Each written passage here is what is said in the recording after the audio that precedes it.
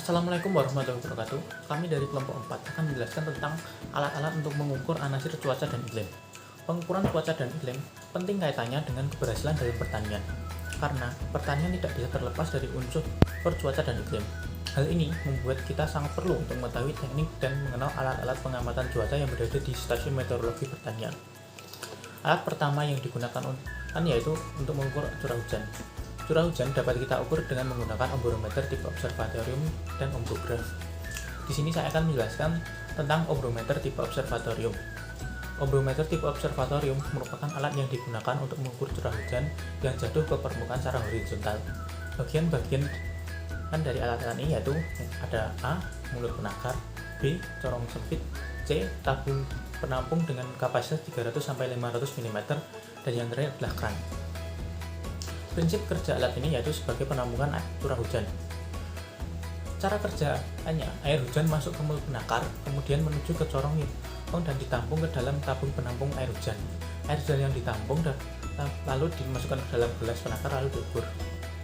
Hasil pengukuran ketelitian alat ini mencapai 0,5 mm dengan satuan alat mm. Lebihan pada ombrometer tipe observatorium ini yaitu mudah dioperasikan serta tingkat ketelitiannya juga besar. Hal ini dikarenakan ombrometer tipe observatorium merupakan alat pengukuran manual sehingga kesalahan yang dihasilkan sangat minimum. Kekurangan alat ini adalah data yang didapat hanya untuk jumlah curah hujan selama 24 jam saja dan membutuhkan waktu yang lebih banyak untuk melakukan pengamatan.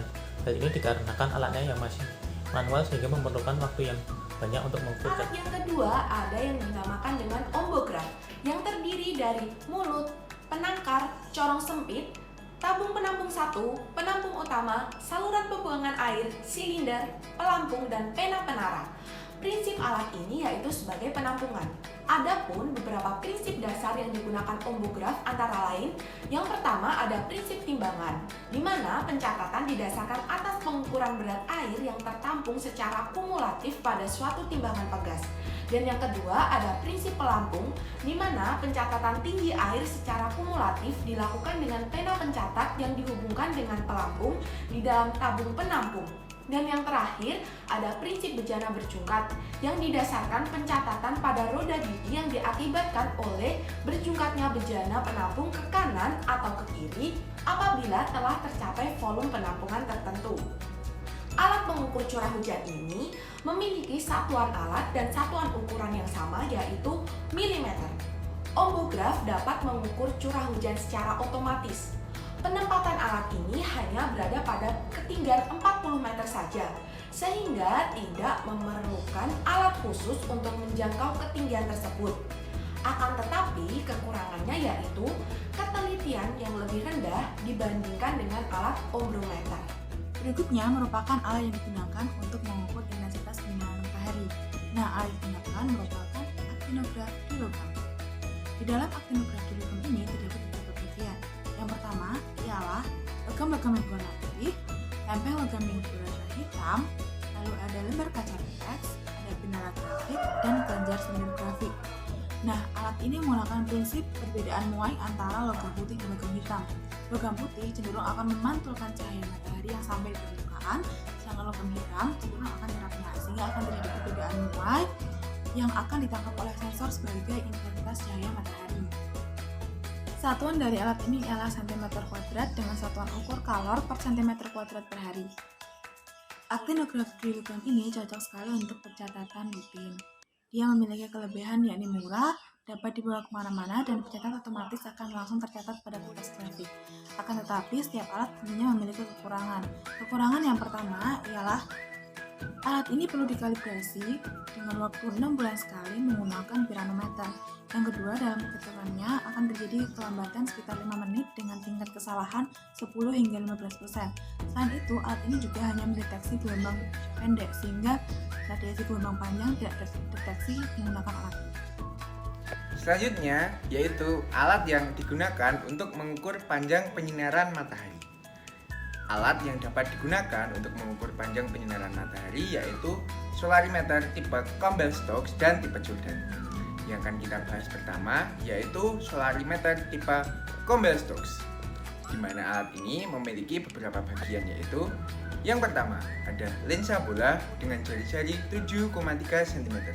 Yang kedua, ada busur pegang bola kaca besar. Yang ketiga, ada skrup pengungsi kedudukan lensa. Yang keempat, ada skrup pengatur kemiringan. Dan yang kelima, ada mangkuk tempat kertas bias. Satuan yang digunakan oleh solarimeter tipe Campbell Stokes yaitu jam. Sedangkan satuan ukur dari alat ini yaitu persen dengan ketelitian setengah jam. Prinsip kerja dari solarimeter tipe Campbell Stokes yaitu pemfokusan sinar matahari. Sinar matahari yang datang ditangkap lensa dan difokuskan pada kertas bias dan membakarnya berbentuk jalur berlubang sempit pada bias. Terdapat 3 macam kertas bias yang dapat digunakan, yaitu bengkok panjang, bengkok sempit, dan juga lurus. Alat ini juga memiliki keunggulan dan kelemahan. Adapun keunggulan dari alat ini yaitu dapat menyesuaikan letak kedudukan matahari. Pada suatu alat dipasang dengan menggunakan kertas bias yang bentuknya berbeda-beda dan tidak peka terhadap radiasi baru. Sedangkan untuk kelemahannya yaitu kertas bias yang dipasang harus tepat agar cahaya dapat tepat jatuh ke kertas bias tersebut. Hal ini disebut kurang praktis karena harus mengganti kertas bias yang terbakar setelah ingin mengukur lama penyinaran matahari pada hari selanjutnya. Baik, selanjutnya solarimeter tipe kedua yaitu solarimeter tipe Jordan. Sama seperti solarimeter tipe sebelumnya, alat ini berfungsi untuk mengukur panjang penyinaran matahari. Adapun untuk gambarnya seperti yang ada di kanan saya. Dan untuk bagian serta ilustrasi alat ini seperti yang ada di kiri saya. Bagian-bagian tersebut yaitu bagian A adalah silinder tengah dengan sudut 60 derajat. Bagian B, telah sempit tempat masuknya sinar matahari. Bagian C, pelindung telah sempit. Serta yang terakhir, bagian D adalah skrup pengatur kemiringan. Alat ini memiliki satuan jam dengan satuan pengukuran persen. Alat ini memiliki ketelitian 0,5 jam dengan prinsip kerja berdasarkan reaksi fotokemis dan kertas bias.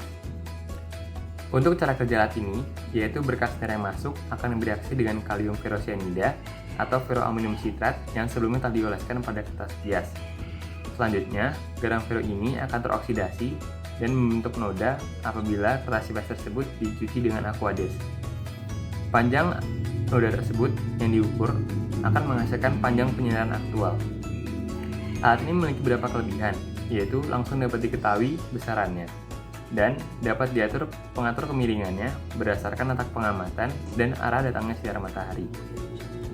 Namun alat ini juga memiliki beberapa kekurangan, yaitu harus diperhatikan standar kepekaan baku terhadap sinar yang ditentukan oleh ketelitian penyiapan kertas bias, pencatatan data yang tidak bisa ditunda, dan kurang praktis.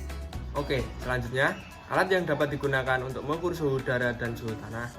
Pengukuran suhu udara dan suhu tanah dilakukan dengan menggunakan termometer dan sering dinyatakan dalam derajat Fahrenheit, derajat Reaumur, dan derajat Celcius.